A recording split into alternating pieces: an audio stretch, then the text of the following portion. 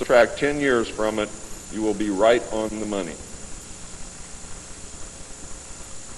A basic agreement was reached. An alien named Krill was left as a pledge that they would return and formalize the agreement. In effect, he was a hostage. This race identified themselves as originating from a planet around a red star in the constellation of Orion, which we call Betelgeuse. I believe that that's a lie. They lie a lot, and they deceive a lot, and it is evident through every action that they've ever done with us. The truth is, ladies and gentlemen, these creatures might be from Mars, really. They claim that they are from a planet which revolves around the red star, which we call Betelgeuse. They stated that their planet was dying and that at some unknown future time they would no longer be able to survive there. This led to a second landing at Edwards Air Force Base. The historical event had been planned in advance and details of the treaty had already been agreed upon. Eisenhower arranged to be in Palm Springs on vacation. On the appointed day, the president was spirited away to the base, and the excuse was given to the press that he was visiting the dentist for a toothache. President Eisenhower met with the aliens, and a formal treaty between the alien nation and the United States of America was signed. We then received our first alien ambassador from outer space. His name and title, and I know it sounds ridiculous, but it's absolutely true. His name and title was His Omnipotent Highness Krill, pronounced Krill, spelled K-R-L-L-L or C-R-L-L-L. In the American tradition of disdain for royal titles, he was secretly called Original Hostage Krill, or O-H Krill, so that Americans would not have to say, Your Omnipotent Highness.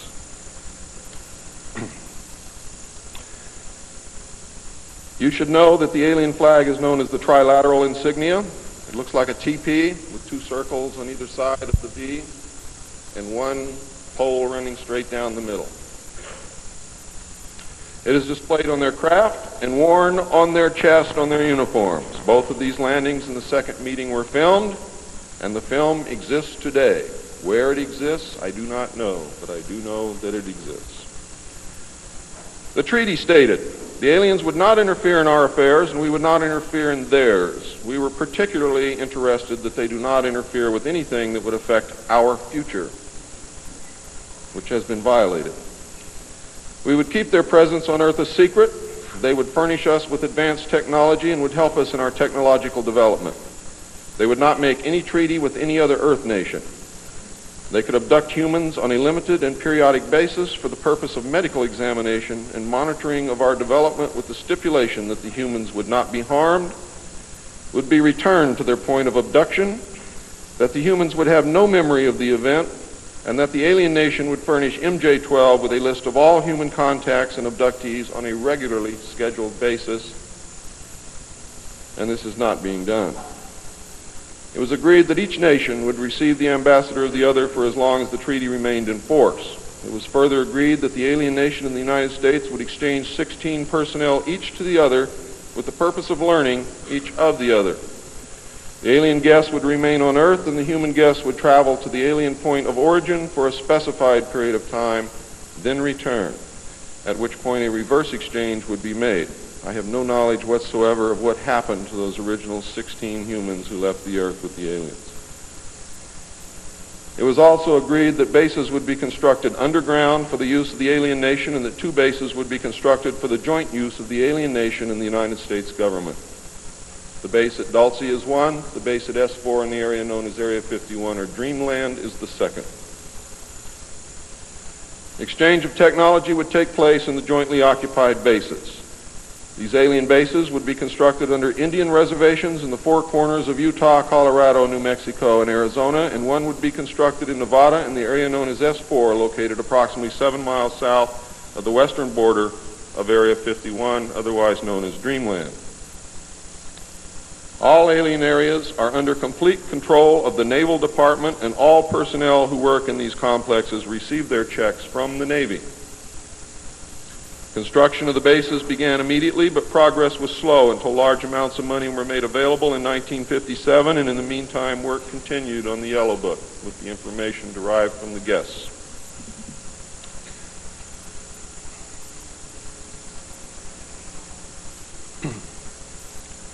I would like to say at this time that the movie that most of you may have seen, how many of you saw Close Encounters of the Third Kind? That movie was absolutely true.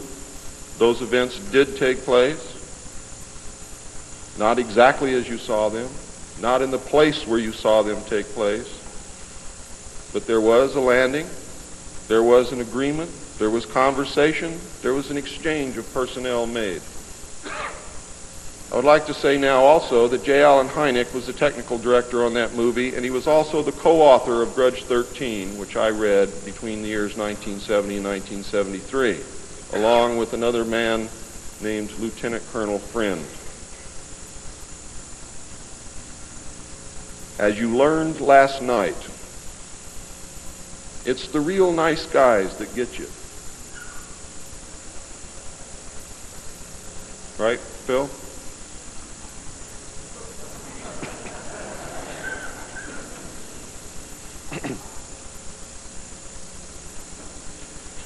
Project Red Light was formed, and experimentation in test-flying alien craft was begun in earnest. As I told you earlier, many of the craft we recovered were intact, appeared to have no damage whatsoever. One craft actually exploded over the test site during testing sometime in the early 60s. I'm not sure what the exact date is, but the explosion is said to have been seen over 3 states. Project Red Light, according to the information that I have, was postponed at that time because they had no idea what had happened or why the craft had exploded, but they lost the pilots, and the project went on hold. A super top-secret facility was built at Groom Lake in Nevada in the midst of the weapons test range. It was codenamed Dreamland. Until this area was built, testing was done at the Tonopah test range, and that's why some of you have conflicting information. The installation was placed under the Department of the Navy, and clearance of all personnel required a Q clearance as well as executive, which means presidential or majestic approval.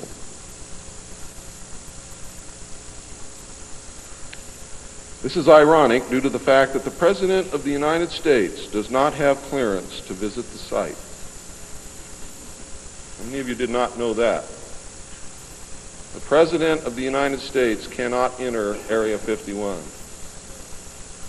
There are very many other areas which he cannot enter also.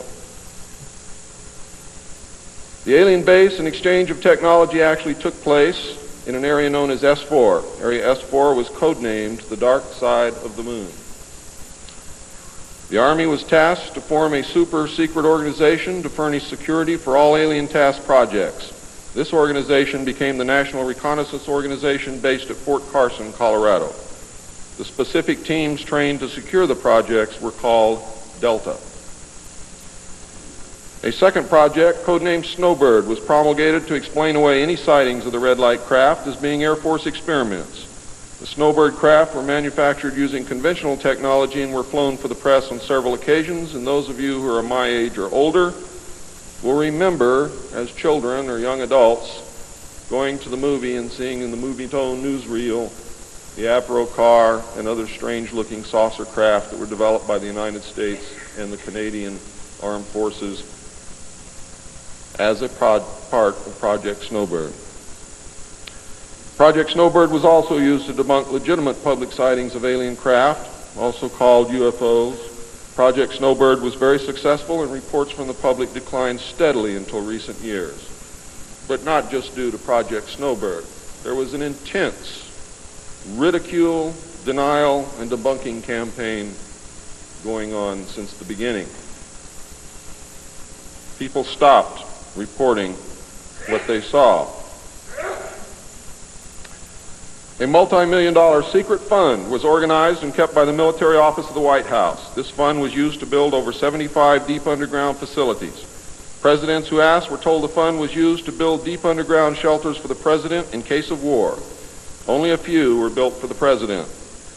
Millions of dollars were funneled through this office to MJ-12 and then out to the contractors and was used to build top-secret alien bases as well as top-secret dumb or deep underground military